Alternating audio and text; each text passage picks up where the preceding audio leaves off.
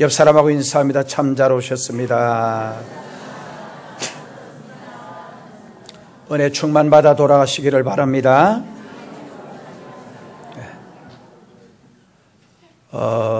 우리가 성경을 쭉 이렇게 보시면 길이 하나고 그 다음에는 깨닫는 것도 어렵고 복잡하지가 않아요. 주님 앞에 드려지는 제물, 주님 앞에 드려진 모든 예물은 가루는 고운 가루여야 한다. 이게 원칙이에요. 고운 가루는 얼마만큼 고운 가루여야 하느냐. 깨어져서 더 깨어질 수 없는, 그래서 제가 전에 말씀을 드렸어요. 하나님 앞에 늘 진설병 떡을 드린 그 진설병 떡은 무엇으로 만드냐 하면 가장 고운 가루 중에 또 이렇게 채가지고 날려가지고 먼지처럼 날아간, 제일 멀리 날아간 먼지처럼 되어진 그 가루를 가지고 떡을 만들어서 드린 것이 바로 진설병 떡이라는 거예요. 이거는 보통 정성이 들어가는 게 아니에요. 이것은 바로 내가 하나님 앞에 완전히 깨어지고 바울처럼 나는 날마다 죽는 생활이 아니고는 내가 중심이 되어서는 절대 은혜 받을 수가 없어요.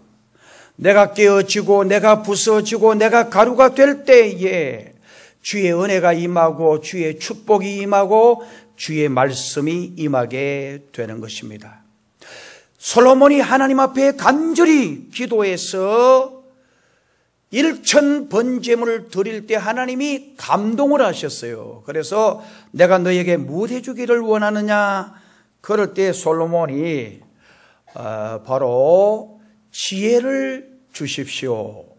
열왕기상 3장 9절 거기 레버스메아, 지혜란 말은 레버스메아로 나와 있어요. 요즘 성경은 하나님의 말씀을 들을 수 있는 마음을 주십시오. 하나님의 말씀을 듣는 마음이 지혜라는 거예요. 정말 성경의 전체를 보면 하나님의 말씀을 듣는 것이 축복이고 하나님의 말씀을 듣는 것이 지혜고 하나님의 말씀을 듣는 것이 행복이라는 거예요.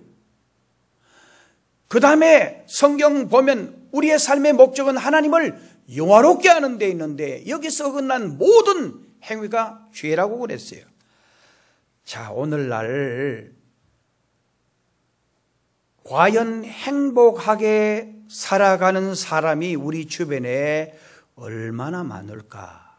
많은 사람들이 행복의 파랑새를 잡으려고 발부둥치고 정말 옛날보다 더 노력하고 힘을 쓰고 연구하고 그렇게 합니다. 옛날 어느 책에 어떤 사람이 젊은 시절에 행복의 파랑새를 잡으려고 보따리 짐을 사고 산을 넘고 강을 건너고 들을 지나고 도시를 지나고 젊을 때 떠나서 정말 이제 백발이 되어서 집안에 돌아와 보니 이제까지 잡지 못했던 그 행복의 파랑새가 자기 집 처마 밑에서 행복의 파랑새가 울고 있더라는 거예요. 바로 이 이야기는 행복은 산 넘어 있는 것도 아니고 정말 저 강 건너 있는 것도 아니고 행복은 저 다른 도시에 있는 것도 아니고 바로 행복은 바로 내 가장 가까운 자리에 있더라는 거예요. 오늘 많은 사람들이 행복을 찾아서 헤매다가 찾지 못하고 좌절하고 절망하고 우울해하면서 자살하고 행복을 잡지 못하니까 절망하는 거예요. 행복을 잡지 못하니까 실망하는 거예요. 행복을 잡지 못하니까 좌절하는 거예요. 그러니까 우울한 거예요. 그리고 자살하는 거예요. 독일의 자연주의자였던 알렉산더 훔볼트는 행복이나 불행은 삶 속에서 일어나고 있는 사건의 본질보다는 그 사건을 대하는 방법에 따라 좌우된다라고 말했어요. 앤드류 카네기는 행복이란 외계의 정황에 따라 결정되기보다는 마음의 상태 여하에 따라서 결정된다. 행복의 파랑새가 다른 데 있는 것이 아니고 정말 내 마음을 오픈하고 내가 행복한 쪽으로 내 마음의 방향을 돌릴 때에 행복의 파랑새가, 행복이라고 하는 놀라운 그 축복의 역사가 다가오게 되어진다라고 하는 말씀입니다. 이 세상에서 가장 행복한 사람이 누구일까요? 성경은, 그리고 모든 어떤 여론조사의 결론은 바로 예수 믿는 성도라는 거예요. 지난주에도 제가 종교적인 경험, 종교적인 체험, 이것은 기독교를 말하는 거예요. 정말 예수 믿는 사람이 예수 믿지 않는 사람보다도 이 세상에서도 6배 이상 더 행복하게 살고 있더라는 거예요. 여러분들이 진짜 예수님을 믿고 진짜 예수님을 사랑하고 진짜 하나님을 사랑하면 예수 믿지 않는 사람보다도 이 지상에서도 6배 이상 더 행복하게 살 수 있을 뿐만 아니고 마지막에는 영원한 하나님의 나라를 보상받는 거예요. 성도는 행복한 고백이 있어야 합니다. 오늘 성도의 언어는 행복한 언어이어야 합니다. 오늘 성도의 표정은 언제 어디서나 가장 아름다운 모습을 보여야 합니다. 여러분, 사도행전 16장을 읽어 나가시다 보면 바울이 빌립보 성에 가서 복음을 전하는데, 정말 복음 전하는데 귀신 들려서 점치는 여자를 만나게 돼요. 그래서 바울이 그 여자를 불쌍히 여겨서 이 점치는 귀신 들린 여자는 이대로 두면 지옥 가는 거예요. 정말 이대로 두면은 멸망받는 거예요. 그래서 바울이 예수님의 이름으로 명령을 해요. 자, 저를 보세요. 예수님의 이름으로 명령을 하는데 이 귀신 들린 여자에게서, 점치는 여자에게서 귀신이 떠나가 버려요. 귀신이 떠나가 버리니까 귀신같이 쪽집게 점쟁이처럼, 귀신처럼 알아맞추던 이 점쟁이가 알아맞출 수가 없는 거예요. 정말, 그러니까 점을 못 치는 거예요. 그래서 주인이 가지각색으로 고발을 해서 바울과 실라를 감옥으로 넣도록 해요. 그래서 감옥에 들어갈 때에 굉장히 매를 많이 맞았어요. 매를 심하게 맞고, 감옥에 갇힌 바울은 손에는 수갑을 차고 발에는 착고를 차고, 정말, 그리고 그 밤에 바울과 실라가 하나님께 기도하고 찬송했다 그랬어요. 기도하고 찬송하는 이 사람은 불평하고 얻어맞고 성질나니까 불평하고 원망했더라면 이런 기적이 일어나지 않았을 거예요. 너무너무 매맞고 너무너무 정말 불편한 가운데서도 찬송하고 정말 감사했어요. 그런데 기적이 일어나는 거예요. 옥타가 움직이고 메인 착고가 부러지고, 그리고 그 사실들을 모든 감옥에 있는 간수로부터 시작해서 죄수들이 다 듣는 거예요. 그리고 기적이 일어나는 거예요. 이 사건을 통해서 이제 복음이 전파되어지게 되는 것입니다. 이 세상에서 성도들보다 더 행복한 사람은 없어요. 성도가 행복한 이유가 있어요. 왜 성도가 행복할까요? 바로 하나님 믿기 때문에, 예수 믿기 때문에, 여호와 하나님 전능하신 분이 우리 아버지이시기 때문에. 여러분들이 지금 비록 어렵고 힘들지만은 내 아버지가 하나님이시다. 이분은 진짜 정말 이 지구상의 어떤 재벌보다도 더 재벌이시다. 이분은 못하실 것이 없는 능력이 탁월하신 분이시다.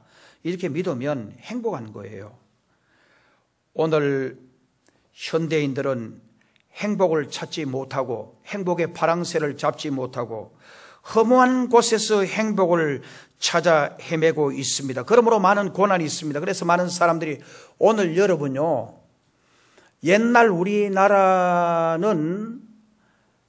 그냥 밥 먹고 집에 살고 이러면 행복한 줄로 알았어요. 근데 요즘의 행복은, 여기 옛날 북부해수욕장, 요즘 영일대 해수욕장에 가봐도 찻집이 얼마나 많은지 몰라요. 찻집이.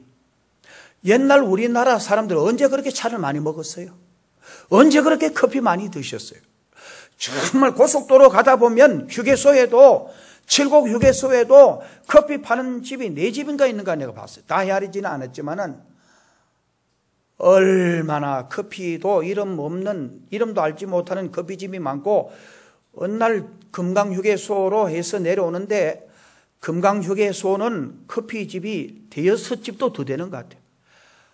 저도 커피를 좋아하는데 얼마나 사람들이 줄을 서가지고 커피 드시려고 줄 서 있는지, 정말 사람들이 얼마나 커피를 선호하는지 말이에요. 동해안 7번 국도로 이래 한번 올라가 보세요. 좋은 자리마다 얼마나 펜션들이 많은지 몰라요. 제가 한번요, 저기 밀양 거기 가다가 저기 언양에서 성남사 넘어가서 그쪽으로 가면은 베네골이라는 데 있어요. 여러분 베네골 한번 꼭 가보세요. 진짜 골짜기 아름다워요. 얼마나 골짜기가 정말 좋은지 몰라요. 야, 여기 영남 지역에도 이렇게 아름답고 정말 좋은 골짜기가 있었구나. 근데 그거 가보면은 전부 다 펜션이, 물어보면은 여름에는 들어올 자리가 없는 거예요.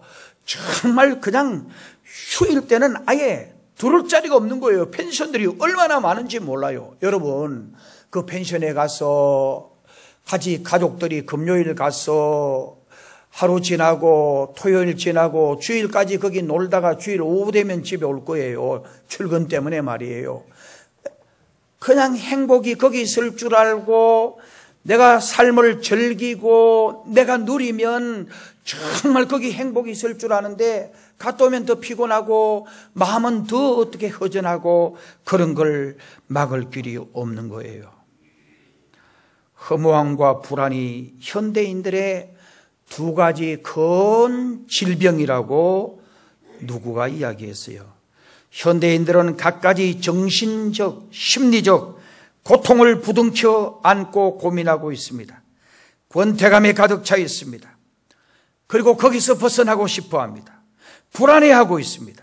삶의 긴장과 불안이 우리 모두의 주변에 정말 안개처럼, 삶의 불안과 허무가 이슬처럼 우리 삶에 내리고 있습니다. 현대인들은 너무나 많은 염려를 하고 있습니다. 삶의 불안이 모든 사람에게 가득 차 있습니다. 사회에서 일하고 있는 젊은이들이 자신감을 잃어가고 있습니다. 초조와 불안감, 소외감으로 상처투성이가 되어 하루를 마치고 오는 저들을 누가 위로해주고 누가 저들을 치료해 줄 수가 있습니까? 그래서 오늘 현대의 가장 관심은 힐링이에요. 힐링이란 말은 정말 치유해주고 그리고 뭔가 건강하게 해주고 즐겁게 해주는 그 문화가 뭐냐는 거예요. 그래서 힐링 프로가 제일 요즘은 인기가 있어요. 예수님의 3대 사역 중에서도 전부 다 프리칭, 복음 전파하고, 그 다음에 티칭, 복음을 가르치고, 그 다음에는 힐링, 치유해 주시고. 그래서 요즘은 사람들이 웰빙에 대해서, 웰빙이란 말은 잘 되고 건강하고 정말 그리고 즐겁게 사는 것에 대한 관심이 어느 때보다도 더 많은 거예요. 즐겁게 살고 신나게 살고 행복하게 살고 정말 그러면서도 건강하게 살고 그렇게 생각하고 있는데, 그런데 오늘날 많은 가정들은, 그리고 오늘 많은 사람들은 상처 입은 그런 상태로 살아가고 있습니다. 우리 가정에서 상처투성이의 남편, 자녀들을 치료해 주어야 합니다. 상처 입은 아내 위로해 주고 치료해 주어야 합니다. 가정이 바로 힐링, 치료의 장이 되어야 합니다. 그래야 이 사회는 소망이 있어요. 그래야 이 사회는 정말 희망이 있는 거예요. 힐링. 그래서 제가 전에도 말씀드렸습니다마는 오늘날 집은 많은데 홈이 없다는 거예요.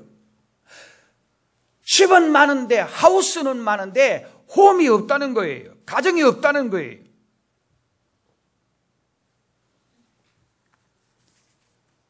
즐거운 곳에서는 날 오라 하여도 내 쉴 곳은 작은 집 내 집뿐이라. 그 노래 얼마나 정말 우리에게 뭔가 즐거움을 주고 가정은 따뜻함을 주는 곳이라 하는 그런 노래 아닙니까? 비록 집이 작고,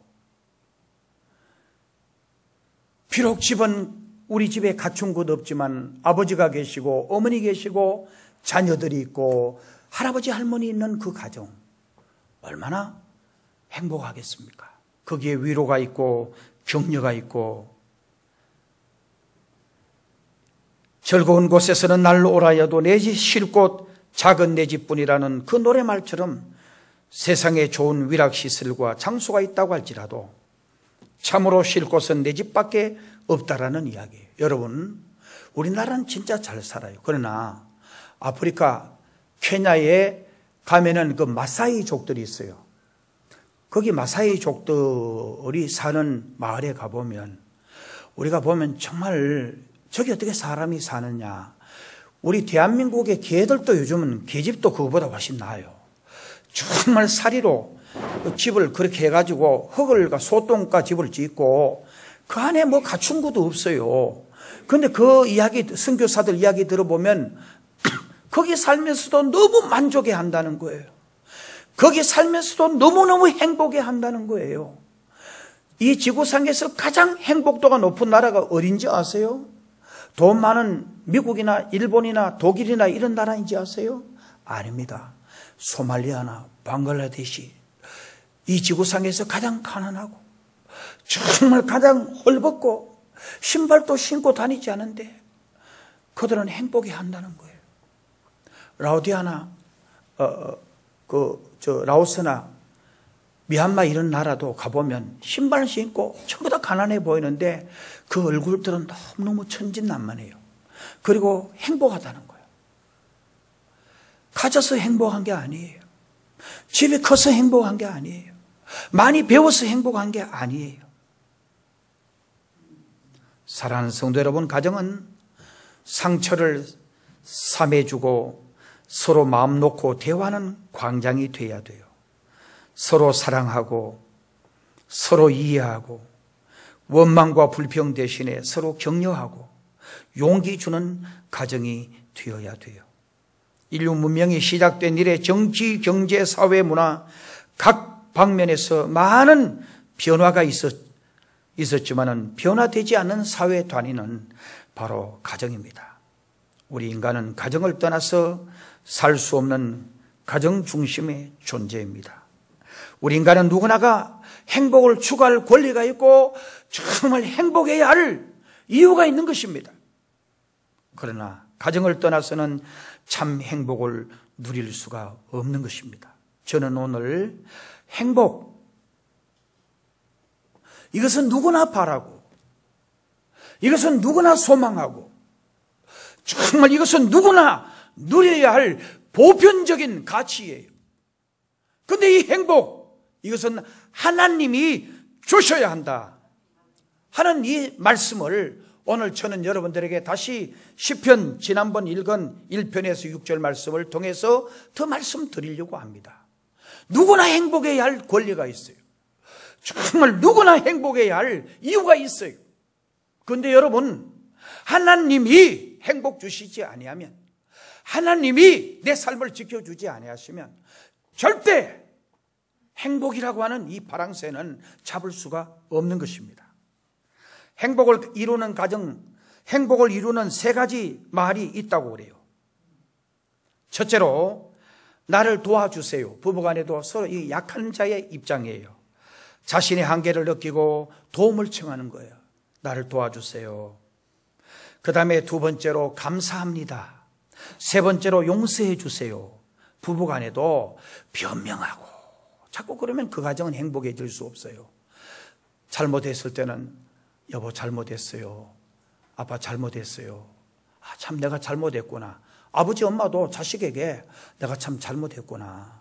자신의 부족함을 인정하고 솔직한 고백할 수 있는 그 가정이 행복하다는 거예요. 자, 오늘 제가 몇 가지 말씀드립니다. 1절 말씀 우리 같이 소리내어서 시편 1편 1절 말씀을 읽어봅니다. 시작.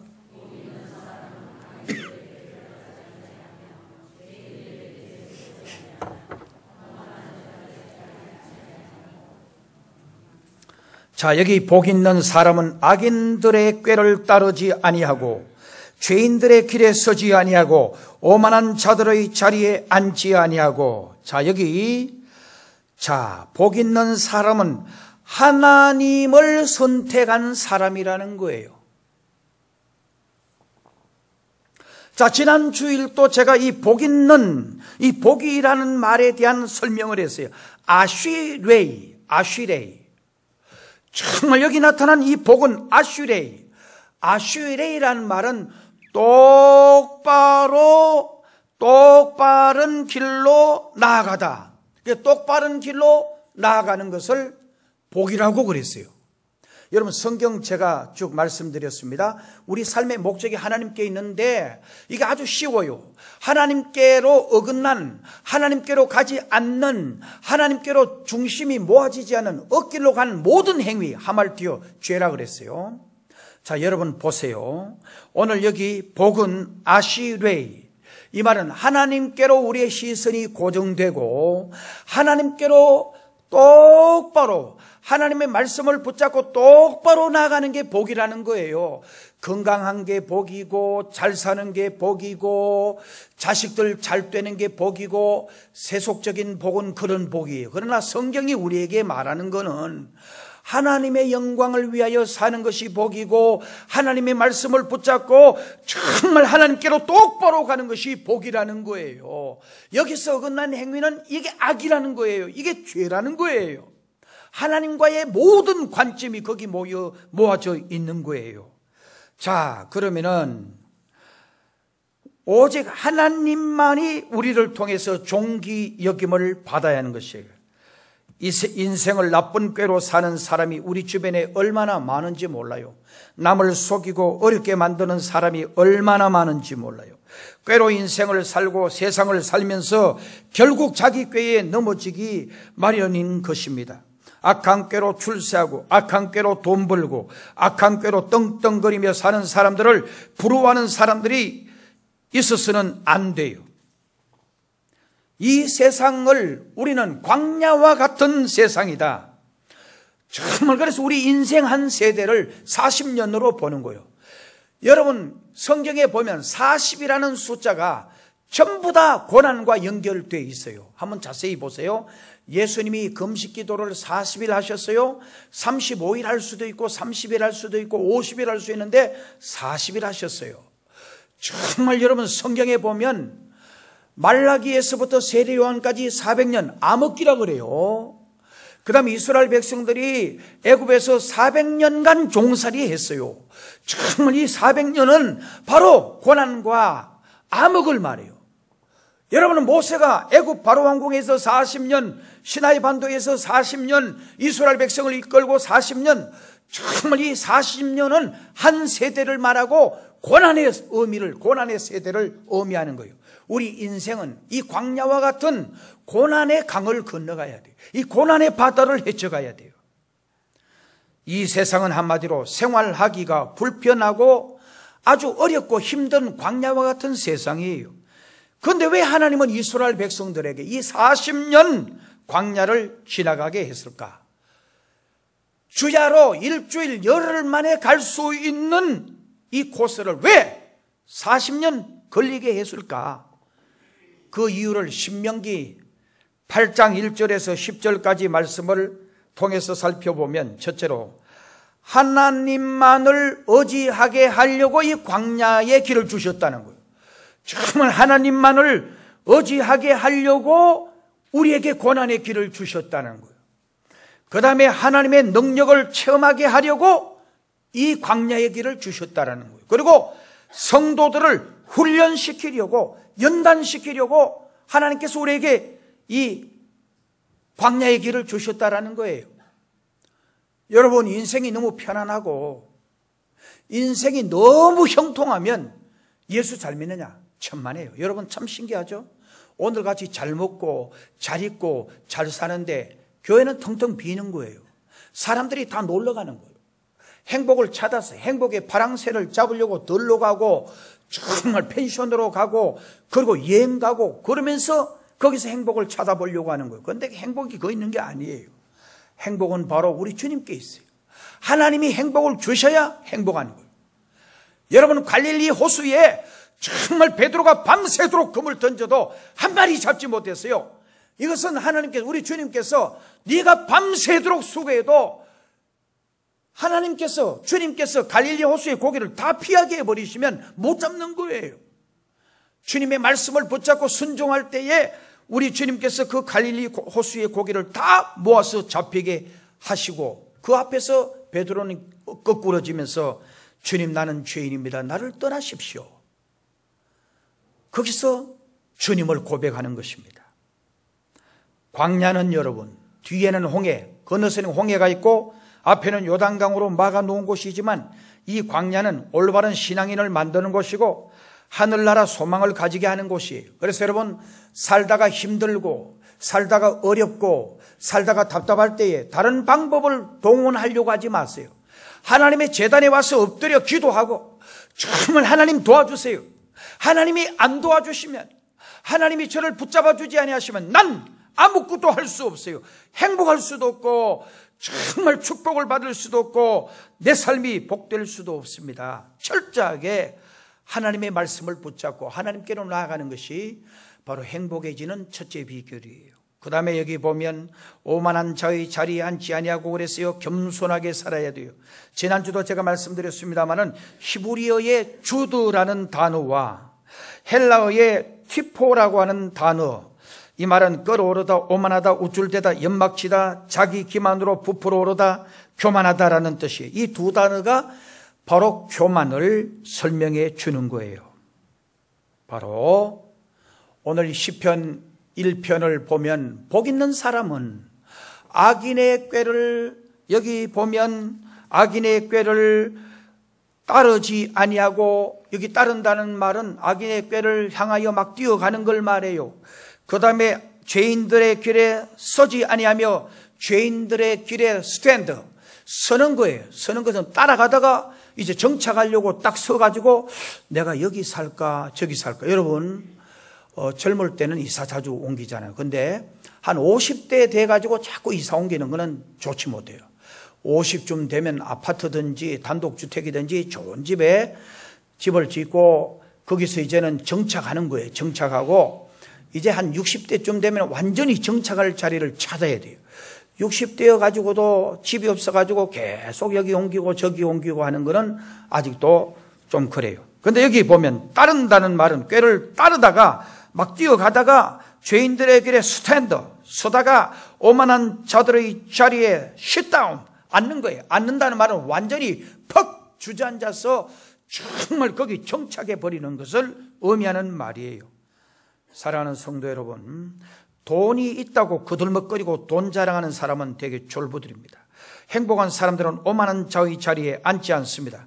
성경은 교만한 사람은 분명히 심판받는다고 말해주고 있습니다. 그래서 성경은 모든 말이 교만하면 불행해지고 교만하면 망하고 교만하면 정말 어리석은 인생이고, 그래서 잠언 16장 18절은 교만은 패망의 선봉이요 넘어짐의 앞잡이라.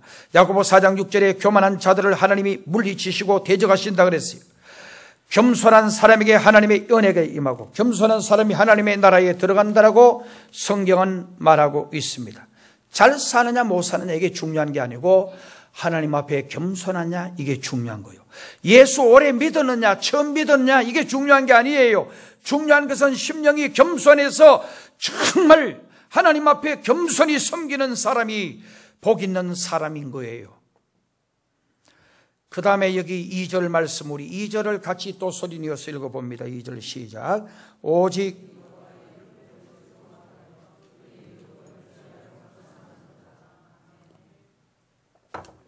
자, 2절에 보니까 오직 여호와의 율법을 즐거워하여 그의 율법을 주야로 묵상하는 자로다. 자, 이 말씀은 말씀을 사모하는 사람이 바로 행복한 사람이에요.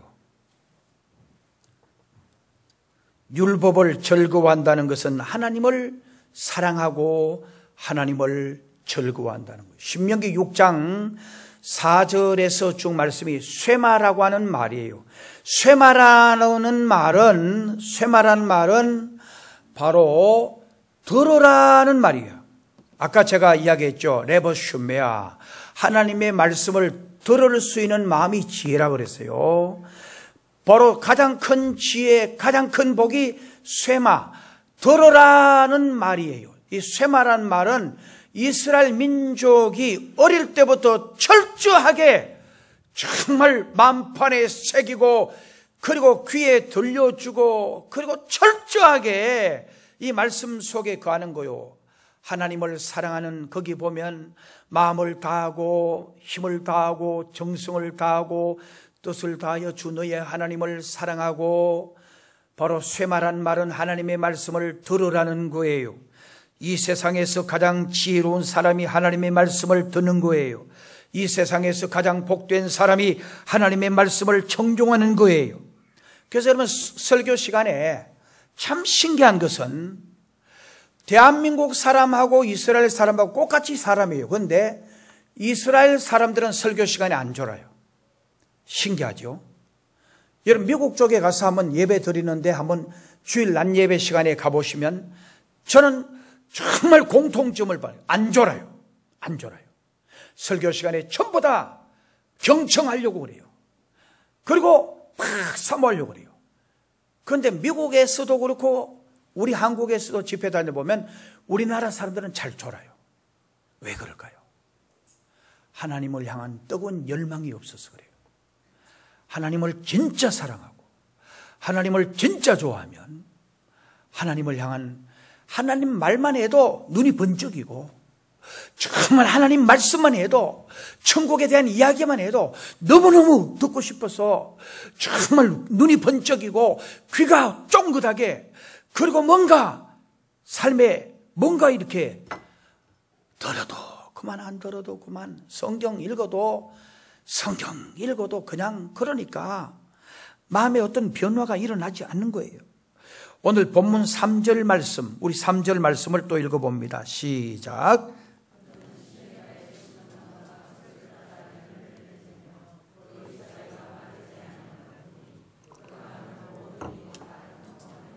아멘.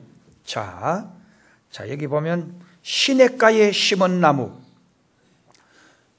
여러분, 우리나라는 물이 풍족합니다만은 지금 북한은 아침에 뉴스 보니까 30년 만에 최고의 가뭄을 만나고 있어요. 정말 금년 아니나 다를까 너무 어렵고 힘든데 또 30년 만에 최고의 가뭄을 만났다는 거. 여러분, 북한은 비가 오면, 우리나라는 워낙 지금 나무가 많아서 우리나라는 지금 옛날 같은 그런 홍수가 잘 안 나요. 비가 많이 와도 산에 나무가 워낙 많으니까 비가 한꺼번에 확 쏟아지지가 않아요. 스며들어서 천천히 이렇게 내려오니까 옛날처럼 그렇게 되지가 않아요. 여러분 한번 자세히 보세요. 비가 많이 와도 흙탕물이 그렇게 많이 나오지가 않아요. 다 물이, 그 가랑비가 많이 있고 가랑잎이 많이 있고 나무가 많으니까 비가 와도 그냥 산사태도 잘 안 나고 그러는데, 북한 산을 가보면 전부 다 나무가 없어요. 왜 나무가 없을까요? 전부 다 나무를 해가 되니까. 아파트 18층까지 있으면 18층까지 전부 다 나무 해가지고 올라가서 나무 떼고, 그러니까 나무가 없는 거예요. 나무가. 여러분, 북한 한번 가보면 나무가 없어요. 북한 갔다 오신 분들 이야기 들으면 나무가 산에 아무것도 없는 거예요. 저는 수풍댐 있는, 그 압록강 수풍댐 있는데 배를 타고 그 올라가면서 너무너무 신기한 거요. 정말 중국에는 너무너무 나무들이 많은데 북한은 나무가 하나도 없는 거예요. 제일 높은 꼭대기까지 전부 다, 여러분, 옥수수를 다 심었는데 옥수수가, 중국 옥수수는 너무 큰데 북한 옥수수는 안 되는 거예요. 왜? 비료도 안 주고 거름도 안 주고 그러니까 이 자체가 자라질 않는 거예요. 정말 이것도 조금 크면 아예 알맹이가 굵고 익어야 먹는데, 그것도 조금 이렇게 안에 물 같은 거 이렇게 생기면 배가 고프니까 다 따먹어 버리는 거. 얼마나 어려운지 몰라요.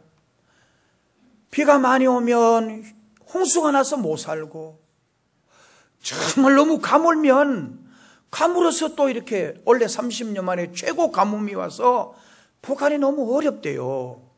북한도 우리 민족이에요. 여러분, 북한을 미워하면 안 됩니다. 김정은이 하고 지도자에 대해서는 우리가 정말 너무너무 정말 하나님 앞에 기도하고 빨리 저 정권이 무너지고 어수선히 저 북한의 불쌍한 백성 위해서 우리가 기도해야 돼요. 저들이 언제까지 저렇게 고난을 당하고 언제까지 저렇게 아픔을 겪으며 저렇게 살아야 되겠습니까? 자, 오늘 여기 시냇가에 심은 나무는 바로 형통한 나무를 말해요. 너무너무, 여러분, 시냇가에 사막에 있는 이야기예요. 사막에는 나무 심어놓으면 죽어요. 정말 물이 없기 때문에 살 수가 없어요. 그러나 사막에도 이래 가다 보면 식물이 있는 데가 있어요. 식물이 있는 데는 그 오아시스가 있는 거예요. 바로 그걸 말하는 거예요. 오아시스가에 심은 나무는 초를 따라 열매를 맺으며 그 잎사귀가 마르지 아니함 같으니 그 행사, 그 하는 모든 일이 다 형통하리로다. 그렇게 말했어요. 사랑하는 성도 여러분, 우리가 구원받는 것은 믿음이에요. 우리가 축복받는 것도 믿음이에요. 우리가 마귀와의 싸움에서 이기는 비결도 믿음이에요. 우리가 의롭다 인정함을 받는 것도 믿음이에요. 우리가 예수님의 보혈을 믿을 때에 의롭다 인정을 받는 거예요. 정말 예수님의 보혈을 믿을 때에 그 피 때문에 우리가 의롭다함을 받고 마귀의 권세를 이길 수 있는 것이지 내 재주로 내 힘으로 되는 게 아니에요. 그래서 마지막 때 우리가 천국 가는 비결은 내가 잘나고 내가 거룩하고 내가 떳떳해서 천국 가는 게 아니에요. 예수님의 보혈로. 저는 정말 우리 교회를 위해서 기도할 때 하나님, 정말 우리 교회에 주님의 보혈의 강수가 흘러넘치게 해 주십시오. 여기 와서 기도하는 자들마다 심령이 맑아지고 여기 와서 기도하는 자들마다 심령이 거룩해지고 깨끗하게 해 주세요. 그렇게 기도하고 있습니다. 주님의 보혈에는 권세가 있어요. 죄악을 씻는 권세가 있어요. 이 죄의 문제는 수양으로 되는 것도 아닙니다. 결심으로 되는 것도 아닙니다. 참는다고 되는 것도 아닙니다. 오직 예수님의 보혈이 우리의 죄를 씻어 주셔야만 우리가 깨끗함을 받을 수가 있습니다. 주님의 보혈은 사망을 이기는 권세가 있어요. 주님의 보혈은 심판을 이기는 권세가 있어요. 우리가 예수님의 보혈을 믿을 때 심판받지 않아요. 예수님의 보혈로 말미암아 주님 하나님 앞에 당당히 설 수가 있는 거예요. 보혈은 마귀를 이기는 권세가 있어요. 보혈은 모든 재앙을 이기는 권세가 있어요. 믿음의 가정이 복된 까닭은 모두가 주님의 은혜로 영원한 천국을 소유하는 축복을 누리게 되어지기 때문입니다. 이 세상에 어떤 방법도 안 돼요. 여러분, 오늘 포항에 53사만 중에 예수 믿는 사람은 그렇게 많지가 않아요. 예수 믿지 않으면 천국 갈 수가 없어요. 이게 가장 불행이에요. 정말 이게 가장 큰 저주예요. 예수 믿고 하나님 나라에 우리가 가야 돼요. 여러분, 구원은 보편적인 것이 아닙니다. 구원은, 여러분, 성경에 있는 구원은 우리 각자가 하나님 앞에 설 때에, 예수님 앞에 설 때에 구원받습니다. 우리 아버지 어머님이 예수 믿기 때문에 나는 예수 안 믿어도 구원받는다. 천만에요. 정말 성경의 모든 내용은 만민 구원이지만 그러나 각자 하나님 앞에 서야 합니다. 하나님은 온 천하를 모두를 구원하기를 원하시지만 그러나 구원받는 방법은 내가 예수님을 나의 주님으로 믿고 내가 그분을 나의 주님으로 영접하고 예수님의 보혈로 씻음 받은 자만이 천국에 들어가게 되어지는 것입니다. 이 놀라운 축복을 누리시는 여러분 되시기를 주님의 이름으로 축복합니다. 기도드리겠습니다. 아버지 하나님, 행복하고 싶습니다. 영원히 하나님의 나라의 행복한 백성들이 되기를 원합니다. 우리에게 이러한 은총을 내려 주옵소서. 예수님의 이름으로 기도드리옵나이다.